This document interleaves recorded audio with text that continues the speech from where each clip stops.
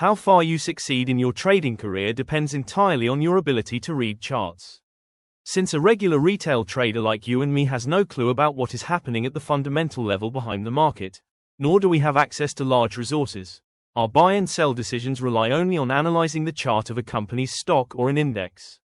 That is why, to achieve success in our trading journey, we have no choice but to sharpen our chart reading skills.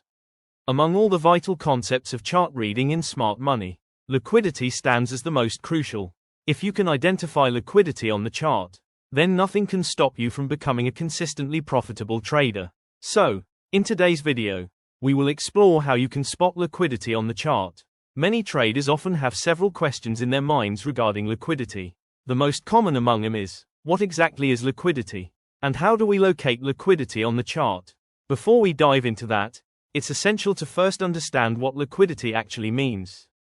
Let's get started, but before moving forward, if you find this interesting, don't forget to hit the like button.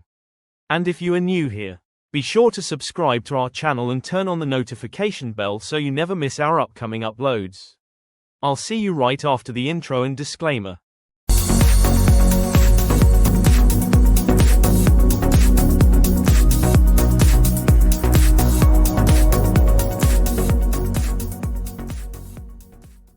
See, in the market there are mainly two sides of liquidity. On one side are the buyers, and on the other side are the sellers. A buyer can only purchase when a seller sells a stock, and in the same way, a seller can only sell when a buyer is ready to buy. This exchange that takes place between the two is what we call trading. Now, until the quantity of both sides matches, the trade cannot be fully executed. For example, on this chart, at this level, a seller has placed an order to sell 1,000 units of stock or an option. But at the same time, on the opposite side, a buyer has placed a buy order for only 800 units.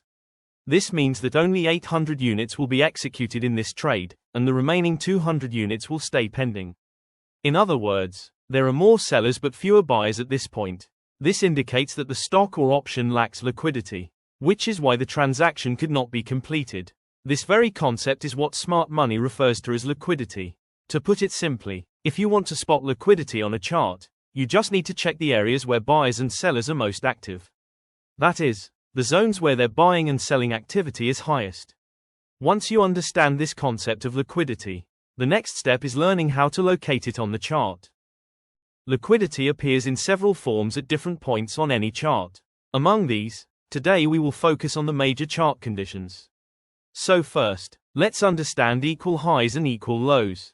In this chart, the price is facing repeated rejections both upwards and downwards, which leads to the formation of equal highs and equal lows. Now, all the sellers who entered the market by placing sell orders from above have their stop losses placed around this higher level. The stop losses of these sellers, meaning their buy orders, are present here in large numbers. Their assumption is that the market will drop from this level, which is why they initiated selling here. But if instead of falling, the market rises, they will be forced to close their sell orders. This essentially means they will have to buy at this point. Similarly, the buyers who entered a long position at this level would have placed their stop loss orders below. In the market, buyers' stop losses act as sell orders, while sellers' stop losses function as buy orders. This is something you must understand clearly. The zone between these two levels is known as a price imbalance, also called a no trading zone. Whenever the market has fewer sellers and more buyers, the price tends to move upward due to lower supply and higher demand, which creates a price imbalance. Likewise, when demand is weak and supply is stronger at a level, the market drops, creating another price imbalance. This fundamental principle of the market must always be remembered. Therefore, as a buyer, you should always focus on entering at lower, cheaper levels and avoid buying at elevated prices in the middle. Now, since the maximum stop-loss orders are concentrated at the top and bottom of this chart, there is a large amount of buy-side liquidity above and sell-side liquidity below. This means that if the market breaks above this zone, sustains there for a while, or closes a breakout candle above it, then because of the buy-side liquidity present, a strong bullish trend can form. The probability of an upward move is highest from the top to the bottom. However, many times after sweeping this liquidity, the market quickly drops instead of rising. This is why most stop-loss hunting occurs around breakouts in these areas. For this reason, whenever price enters a high liquidity zone, you should never rush into a trade. In these regions, institutional traders exploit retail trader psychology and trap them with false breakouts. Now, let's move on to the next chart condition. In this chart, the price is consistently moving downward from top to bottom, forming lower highs and lower lows. Now, by examining this chart, can you identify on which side and at which levels the majority of liquidity is present? You may even pause the video for a moment, because simply watching won't improve your trading skills, you must practice alongside. Here, since the market is steadily declining, the price action is clearly showing a bearish trend. Now, suppose you are a retail trader who entered a short position here. Naturally, you would place your stop loss around this level. As the market trades lower, you would hold your position using a trailing stop loss, gradually shifting your stop loss above each swing high as the price continues downward. However, some traders in the market have placed their stop losses much higher, while others who missed an entry placed their stop losses lower, and many positioned theirs above these swing highs after short selling. Since the market is persistently falling, the stop losses of buyers attempting to go long at lower levels are repeatedly triggered. Because of this, buyer stop losses are present here in very small numbers. On the other hand, with the price continuing its bearish movement, the stop losses of sellers remain intact in large numbers. And since these stop loss orders of sellers act as buy orders, they are considered buy-side liquidity.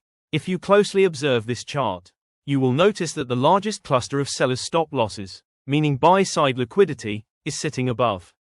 Now, as soon as the market reverses upward instead of dropping further, and breaks above the previous swing high, sellers begin to panic. This is because price has now reached the trailing stop loss zones.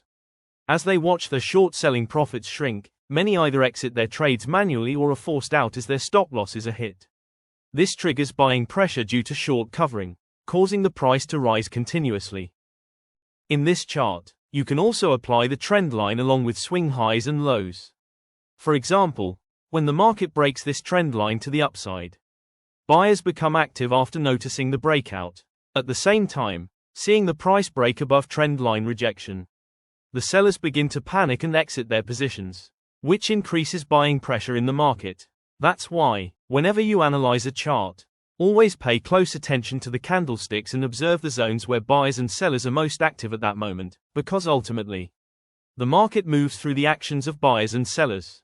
Remember, chart reading is an art, and if you want to master this art, you must practice consistently. Now, let's move on to more examples. This is a 5-minute time frame chart where the market was trading positively during the day. Throughout the day, the market often trades in a range like this. There are mainly two types of liquidity in the market. The first is external liquidity, and the second is internal liquidity.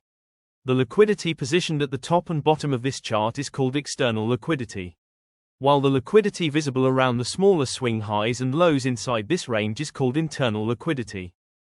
Whenever the market sweeps or absorbs external liquidity, we often witness major moves. For example, in this chart, around 3 p.m., the market formed a long upper wick candle. This candle hit the stop losses of sellers near the previous high and completely swept liquidity from this area. After that, the price dropped sharply, absorbing the external liquidity of the lower levels.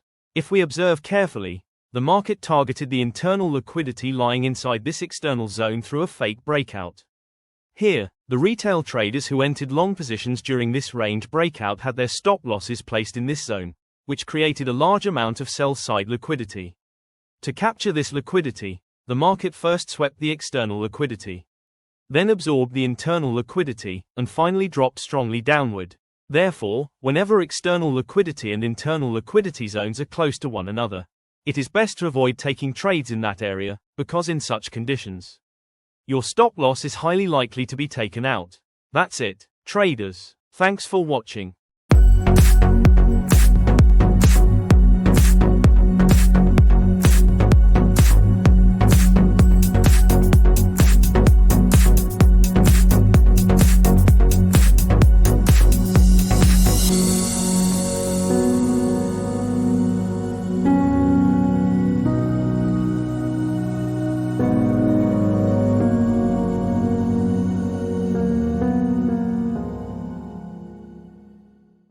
I hope you found this valuable. If you did, be sure to hit the like button to show your support. And if you're new to the channel, don't forget to subscribe. See you in the next episode.